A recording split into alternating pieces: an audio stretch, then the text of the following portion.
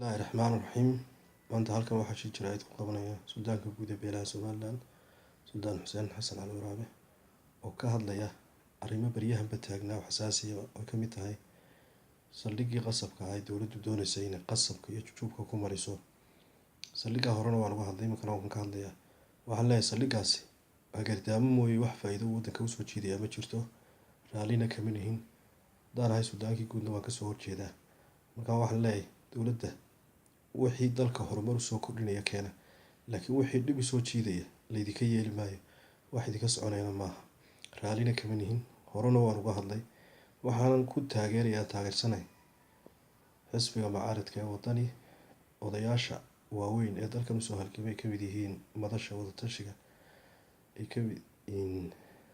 wadatashiga mujaahidiinta waaweyn ee dalkan usoo halgamay iyo dhammaan shacabka reer Somaliland ee diidan arrintan ayaan horena ugu taageeray, iminkana ku taageeraya.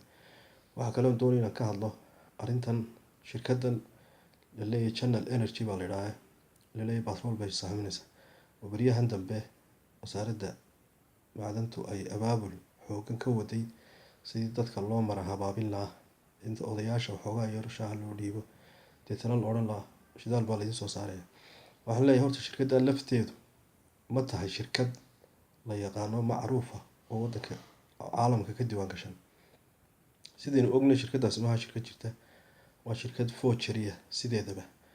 Markaa dadka waxaan u sheegayaa arrintaasi inaanay waxba ka jirin, shidaalkaa la soo saarayaana la sheegayaana uu yahay mid dadka lagu baadhanayo, shirkadduna ay tiri forgery.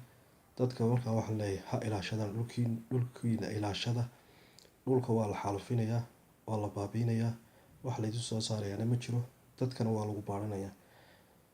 Markaa waxaan leeyahay dadku ha isku tashadaan, dowlad iyo cid la sugaa ma jirto.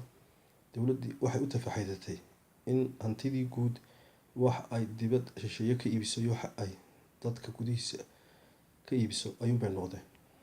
Markaa waxaan leeyahay dadku ha isku tashadaan oo ha ilaashadaan hantidooda qaranka oo ay ka mid tahay saldhigga berbera, oo ay ka mid tahay shidaalkan beenta la sheegayo.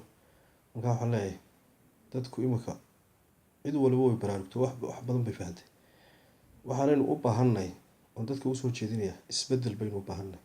Sababta xukuumaddani waxyaabo badan bay ku fashilantay, arrimo badan oo waaweyn oo la doonayay in wax ka qabatay ku fashilantay, hoggaamintii dalka ku fashilantay, dimuqraadiyaddii bay ku fashilantay. Arrinkeedu wuxuu noqday jujub iyo khasab. Markaa waxaan leeyahay waxaynu gaadhnay waqtigii loo helin lahaa xisbiga mucaaradka weyn ee waddani ee loo helin lahaa si aynu isbeddel dhaba u samayno ayaynu gaadhnay. Markaa waxaan leeyahay dadka u hiiliya oo garab joogada isbeddelka dhabta ah ee uu soo wado xisbiga mucaaradka weyn ee waddani. Assalaamu calaykum waraxmatullaahi wabarakaatuh.